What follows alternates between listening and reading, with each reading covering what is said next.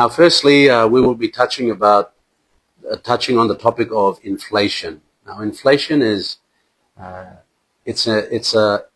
evil that affects every home and family throughout Papua New Guinea. Milton Friedman says that inflation is tax that does not need to be legislated. Now, what is inflation? Inflation is the steady increase of prices over time that continues to erode the purchasing power of the kina.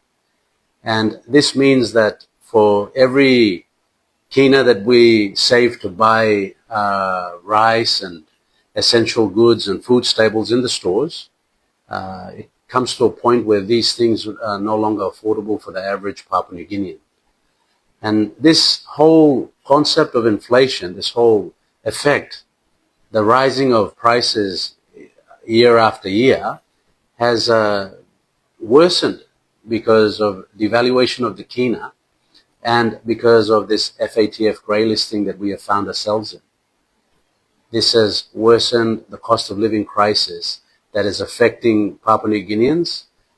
Na displasamdin and make him hard through lol man na meriba baim keke lo squa baim marasen lo pharmacy baim school fee lol pikinini baim e balus ticket baim close lol pikinini baim rent lo house baim water bill power bill this logra something and go hard because lo inflation price logra something work lo go antap too much. When we look at, when we compare inflation, back in 2019, a 20 kilo bag of rice was 45 kina, and in 2026 it is 110 kina. Now this has demonstrated a whopping increase in the price of rice, and Papua New Guinea consumes more rice than Australia. Just to put things in perspective, we consume a lot of rice, and it's one of the staple foods that we eat every day. And when you see how inflation has affected rice as a benchmark for how inflation has affected everything else, it is quite staggering the impact it has had on Papua New Guineans throughout the country. Now, as inflation continues to rise, the minimum wage has remained at 3 kina 50 per day. That's the daily wage rate since 1975. We haven't seen a marked increase in the minimum wage for workers throughout the country. So that means now, with the inflation effects on the price of rice, for example, it costs 29 times more to buy a bag of rice than it did in 1975. But minimum wage hasn't increased in that period, but inflation has continued to affect prices. So you make some independence time and price work law go on top, law get something because of inflation. That's all minimum wage, law get all workman, all hard work, no go come, no work stop him. Average sim is the 3 50 mark. Na government sawolo disla na 50 years independence na, you may not make him 1%. There's three important numbers for all Papua New Guineans to be aware of at this critical point in our journey post-independence. One is the fact that we are 66 billion kina in debt, that in 2026 we have been grey listed. That's the year that we have been grey listed. And that the kina devaluation has eroded over 40% since 2014. That's how much devaluation has weakened our local currency. And don't forget, devaluation has a direct impact on inflation. So as we erode the value of our currency, we erode the purchasing power of the kina, and we increase the cost of living crisis, we worsen it. That's affecting families throughout the country. The 66 billion kina debt, it equates to over 55% of the debt to GDP ratio. That's the measure of how much debt the country is in compared to the size of the economy. So the way we must look lo side the dinao emolsen. Lo one kina mi make him lo takis 55 toya lo disla one kina must go back lo back him dinao. Na 45 toya mi must hold him no mi must buy him put him money go lo education, health, law and order, strong in police, strong in defense, strong in correctional services. Look lo something, crap him agriculture. Want him 45 toya solo one kina. Because 55 toya must go back lo back him dinao. That's what we mean when we're saying 55% of the debt to GDP ratio. The amount of debt we've incurred compared to the size of the economy. Now, as we continue into 2026, the second topic deals with shrinking opportunities. We have what we call a youth bulge pandemic, where you have over 70% of people in the country that are under 25 years of age.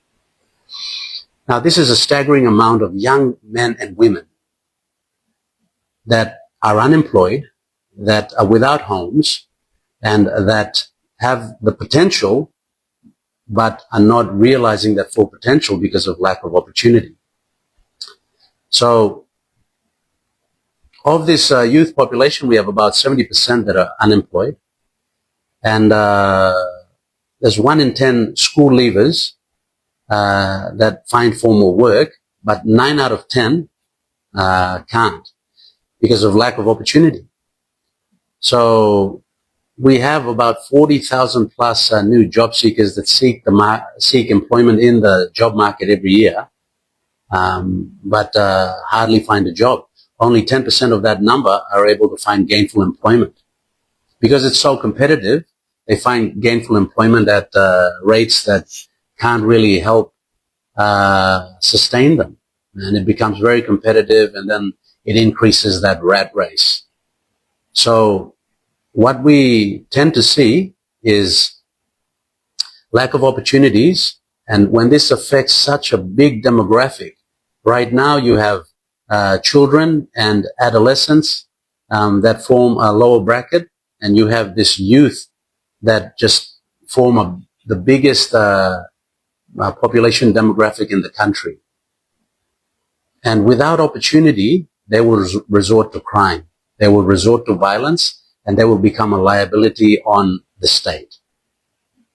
And this is something that has been taking form and shape. It's something that was predicted. It's something that was foreseen by previous governments, by this government. Yet no one has really grabbed the bull by the horns to address the youth bulge pandemic.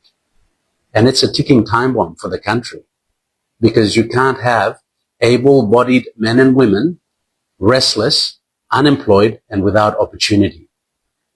It's a recipe for disaster. And this is something that has to be addressed immediately. When we look at like the education attrition rates, where at the very top you have to look at it like an upside down pyramid, where you have 100% intake, but right at the very bottom at tertiary institutions, it just drops, that number drops to about 8%, 3%, between 3 to 8%. So that attrition rate of all these children that started off in school at the very beginning, and they all dropped off along the way. So this is a staggering number that requires critical thinking for the government to develop solutions. And to date, we have seen, and there was an admission by the Education Minister recently in Parliament, that there is no solution but to remove all exams from grade 8 to grade 10 and allow all the students to just go through. But how is that a solution when you haven't built enough infrastructure and teachers, and you had a teachers' entitlements disaster and catastrophe because of all these unpaid entitlements for so many years? So therein lies the problem. So when without this proper land tenure, Without jobs, we will have a disenfranchised youth demographic.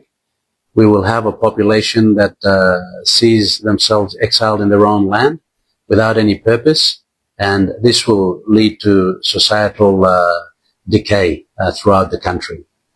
Another thing that we noticed recently, the third topic, failing services, is how we had droves of Papua New Guineans wake up at pre-dawn, 2 to 3, 4 o'clock in the morning, to go down to Port Moresby at Fairfax Harbour seeking medical treatment.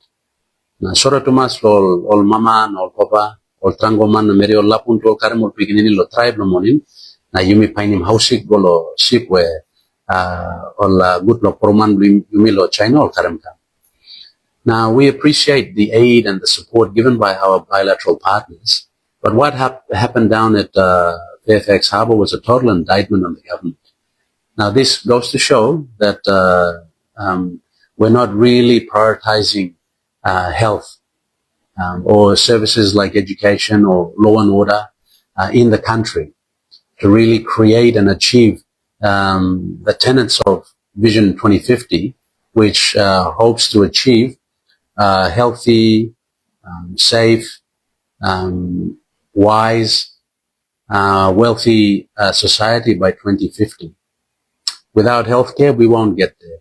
Without proper education and fulfilling the aspirations of our children through education, we won't be able to achieve Vision 2050. So this was something that we saw, and it's an indictment, and this has to compel all Papua New Guineans to ask ourselves, why? Why are we so desperate for healthcare? What's wrong with 3 Mile, and what's wrong with our hospitals all around the country? Why are we lacking medicine? Why are there not enough doctors and nurses to fill these hospitals and to respond to patients when they go in? We've all heard these horror stories of patients going and dying as they're waiting for treatment or for a nurse and doctor to respond. So these are stories that have to really trigger that sense of curiosity among citizens to say, well, what's happening in our country? And it must compel us to take action, to really apply introspection and say, where did we go wrong and what needs to happen here? Overall, the health indicators have been regressing over time, and it's just the worst it's ever been. When you look at the ratio of doctors to patients, it's one doctor has to treat 17 to 20,000 people. That's just not practical. When you look at like the medicine supply, 70-80% of rural aid posts, and the bulk of the country is rural. They go without medicine all the time. And you have mortality rates that are at the highest at 47 per 1,000 deaths, births. You have 47 deaths for every 1,000 births. And mothers that are dying, 215 for every 100,000. So, and the average in the Pacific is 55. That's the maternal mortality rate.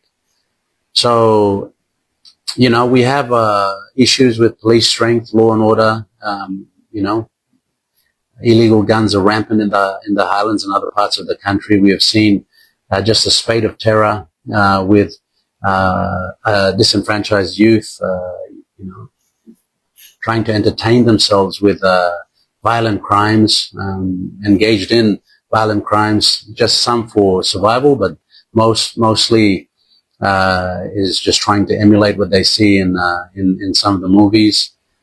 Just horrendous what's been posted on social media throughout the country, and this has to compel once again citizens to really question what's happening to our national psyche and what's allowing this erosion of values throughout society and in all parts of the country. So, according to our budget, we have a per capita health spend of 490 kina, just under 500 kina per person per year. and where the Pacific average is 2,100 kina. So we've had the drug budget cut by 30%, and throughout the country we have only 14% of rural aid posts that have reported full functionality per annum. These statistics are just deplorable, and they indicate that the health crisis is protracted and it will continue. So I'm passing lo opposition lo mibla mas talking more man one something work lo bagarap you mean can cross to mas lo government mibla mas look him na scale him ask him all question all fit lo bake him all no fit lo bake him well mas talk him all man also something and work lo wrong. Now ask lo this longer the heavy come up and leadership failure. Now there's a great quote by Abraham Lincoln where he says power reveals character, and what we have to understand is we've had a government here for 8 years, and that 8 years has demonstrated what kind of character they have, whether they're a people-centric government who put the nation's need ahead of their own, whether they're competent, whether they're effective, whether they've produced results that have promoted socioeconomic development throughout the country, or whether we've actually experienced regression and a litany of crises in the period in which this government has been in power. Now, this is something that the government will do its best through rhetoric to try to justify its existence, but overall, it's something that the writing's on the wall, and the people of Papua New Guinea can clearly see that we've really come to a point where things have just gone from bad to worse because of failed leadership. So the root cause of all the issues is failed leadership that has failed to prioritize the people's needs, put the country ahead of political expediency, and promote national interest. So time you may look him or some heavy come up, law health, law education, law and order, and but you may look him or some ask but it's longer the heavy and leadership and fail. Now time you come up member na you establish that it's like in position of power, you want him kind man and come up less clear. You man blow ting him all man, now you man blow sorrel all people. Now you think him plus blue, now you think him country blue, now you think him look up him, now make him big or something. And by you make him. In an height, and by you make him. Now, because leadership and leadership is just about taking care of people. Leadership and wasn't passing the look out him all man. Now, country and give mandate law leader, now come up member, or go inside the parliament. This land and big privilege. Responsibility and come on them. Lo come na use him this political power, the mandate, na respect him, na make him big lo work, lo kirap in place na country. Now you can look him also, government and start, you may place clear straight also, government and, tintin to mas lo country. Put him politics go pass na, tintin plenty lo, maintaining power. Na, this time, make him know, okay, politics go pass, na country and bagara. All the heavy come up because of leadership failure. You may, but look him also, the Prime Minister with the government have made a lot of promises. So we evaluate some of the big pronouncements that were made. One la talk to 2025 and by you stop importing rice. Rice mitla wog lo kay yet. Now it's all talk the price for rice. You may wog lo kay rice yet. When we have the capacity, we have the arable land, we have the labor force with the youth bulge throughout the country to effectively engage in large-scale agriculture to transform the country to become a rice producer, not a rice importer, and just completely save all that money that gets spent on rice imports. Now, instead of mitla making more salmon, mitla wog lo still import him rice na. Wait him sip lo karam rice kam na. Depend lo all import brim stuff. Now the country make him rice na mitla kay. Na mitlak at ground na, all get something. Lo mitlak and growing rice for mitlak. So this is the sort of the leadership failure that has failed to apply introspection and be serious about how to develop the right policy and the plans and effectively implement to produce the right results, to increase employment, to achieve import substitution. But we're not thinking about these things hard enough. Work lo member na work lo leader, complicated work too. Kam liya na mibla talk lo some the type la technical something or some la magic something or simple. Problem am stop, opportunity am stop. How na ba you use him public resource? Na mibla no kan foul. All get the money government work lo broke him. All get something am government work lo talk na spending money block people and resource block people of Papua New Guinea. Na mitla no work last him question. The leaders all no boom all no true look na kirap na togol san. Bami use him is longer a resource law. Kirap in place also one. Strong in sinon blown man na meri also one. So bibla work lo kam liyan. Bibla talk plenty lo politics. Bibla talk plenty. In fact, so plenty time and by me talk also inside the parliament, and I've said it before, this 11th parliament is one filled with pleasantries, platitudes, and Pollyanna. Yumi kirap, yumi tokaya king leader, na yumi come later, yumi listen no small. People give me mandate, yumi no sam, yumi no respect, yumi no poreto. Yumi come, yumi make him kind and foul talk na foul person liya. Na yumi make him na leadership mandate, yumi am go wara. Now in the process, and you will lose law, fundamental passing the leader lo cut and pick.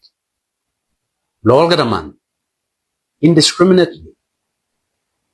You cut him pig, you cut him straight, you give all man must simna, man must use him lo, kirap in place blow. But this fundamental passing lo cut and pick, the inequity, the lack of fair distribution, this directly breaches the preamble of the Constitution, the fundamental tenet of equal participation, fair distribution, equity.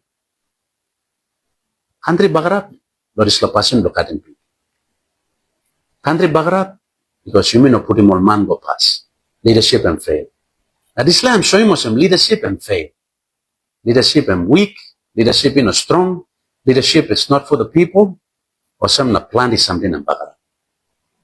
Time midla lugin, plenty time, you make up, you come up in this talk na, you may talk also some government and pull up, when the man all no clear law, all no got sawe na skills, na experience law, all ba straight in heavy block country. So we've called it a kakistocracy.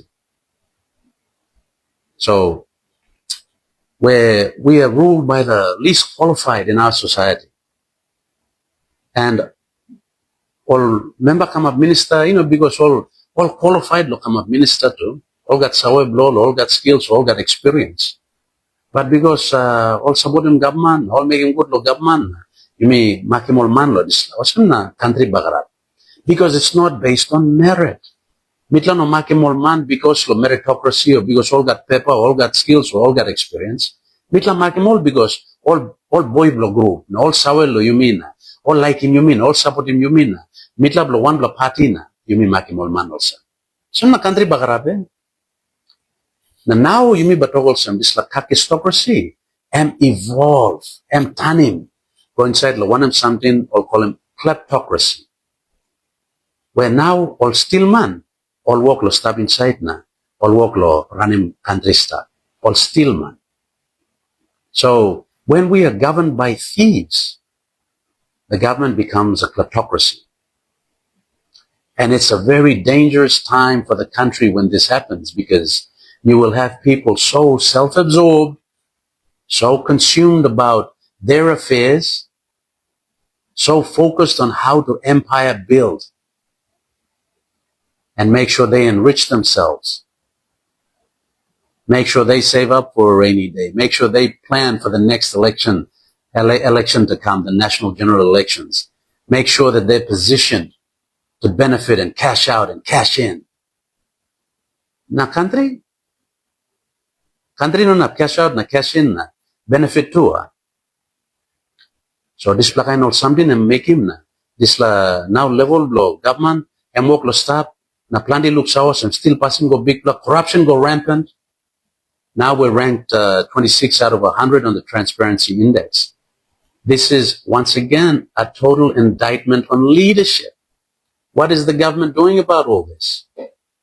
So this is why it is absolutely incumbent on the citizenry to raise awareness, to become educated on the politics, to participate, to be informed, to understand what's going on, and more importantly, to understand what needs to happen. We can't be in the business of playing the blame game, to blame the prime minister or blame the government. It is what it is. And one way or another, we were all complicit for not doing anything to stop something, for not participating in politics, for making the wrong decision, for turning left when we should have turned right. So you mean organ stop na, sudim talk na, sudim finger na, kirab na togol sem. Government disla na, prime minister disla. Midla mas lugim midla too. Na midla mas sawa sem. Olga da heavy midla mas talk. Okay, I'm right. Heavy am kama. Or stillman or stop or run in country. Country bagarap, corruption bagarap. Plan is something and fail. Housing no marasan. School bagarap. Olga da disla kain something wog lo come up. Okay. Na mi ba making one.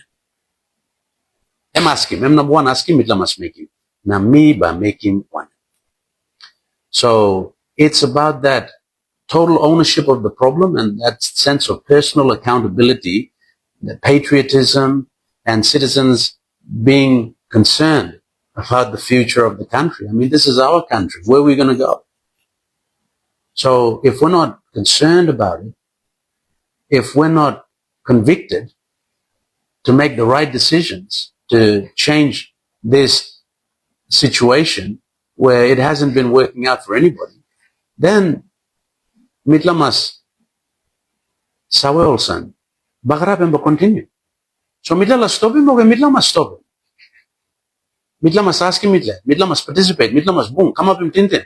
Na yumi mas senesen. So what we have noticed with the deplorable state of affairs throughout the country is how the government has continued to promote patronage, political patronage. When you're looking at the selective warranting, the crony capitalism with a lot of the contracts that people receive from the government, we see that there's a lot of information control with legislation that has also been passed to prevent this sort of like open protest, open assembly, gathering, free speech, and there's a lot of breaches of the Constitution that have just blatantly been taking shape under this regime. We see that there's so much work to divide and rule, and this is all part of the playbook. Government am come, am no strong in government system, am no strong in opposition, am no strong in Auditor General, am not strong in Ombudsman Commission, am not strong in ICAC, am not strong in police too. Am larim disloga da all very, very important constitutional offices just erode, all bagrab, all no got mouse, no got funding, all come up powerless. Na am walk lo strong him, na am walk lo boyet. So leadership and failure, and because time mibla come back, mibla look lo, walk lo government lo, come up in tintin, planning, take action where it has to execute these plans. And then I must second this work blogan. And then I must make him this review, and then I must act on that law, the change. This the plan, do, check, act cycle, the Deming cycle that's fundamental in management and leadership. It's hardly being applied here by a government where all come up in kind of nubla tintin lo how country ba work na one policy ba work na nubla tintin plan di giamantunas, plan di kusai policy, plan di fail policy. Na all kada disla something in a work na country work lo bagrap yet. So mibla looking one talk system em go big pla inside the government. Na no got plenty appointments blow all got all public servants and it's based on the merit. Prime Minister too, and was no fit lo making decision. Second all minister, Rosum all secretary. Now you must ask you why is it so hard? Why are we putting up with this incompetence and lack of performance within public service and amongst ministers? And why are we allowing the absolute blatant erosion of governance, where ministers are just a law unto themselves? They are just doing things willy-nilly. They're eroding the integrity of the offices that they hold. They're all subject to the leadership code, and they're just acting with impunity. And yet, Prime Minister allows all this. Prime Minister Larim or Minister Wogim something like Blogan or Secretary Wogim something like Blog. We look him some Blog Pusket Secretary, Police to work less got them all. Police work lo was law or work lo round or work lo come up some like in tribe man, bell blow solable son. One black and something all come up with some black and man or work lo round the stuff. These are secretaries of departments. Some lo lily or Kusai secretary number. But Prime Minister, but look, this log something, embalarin, blowanem. The people of Papua New Guinea. So now we will try look, one something will come up. We must look him also. One something to come up. One explanation, but maybe simlo, all white man, but give it low. But me go on all na leadership fail. Geli leadership. Some na country bagarabe. So midla make one na midla come up in this government or midla voting all man or one. Well, midla must kill him too. We must kill him here. You too kill him yet na. We have to be accountable for the current state of events in the country. So, ladies and gentlemen, this was just a highlight of some of the failures that we've seen. The leadership failure that has resulted in just a complete breakdown of education, health, law and order, and just the state of the economy with the cost of living crisis. Inflation wound up to us. Price growth something and family stuff a months in time. This was something in fixing Maria. One time now something how you may work around in country stuff.